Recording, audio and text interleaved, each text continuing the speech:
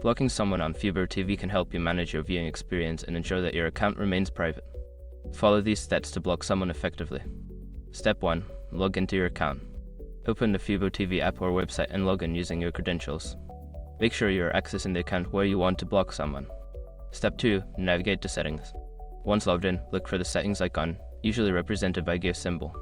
Click on it to access your account settings. Step 3. Access privacy settings. In the settings menu, find the privacy or account management section. This area typically contains options related to your account's security and privacy features. Step 4. Find blocked users. Look for an option labeled blocked users or something similar. This section will allow you to manage users you want to block from accessing your account or viewing your activity. Step 5. Block the user. Enter the username or email address of the person you wish to block. Confirm the action to ensure that the user is successfully blocked from your account.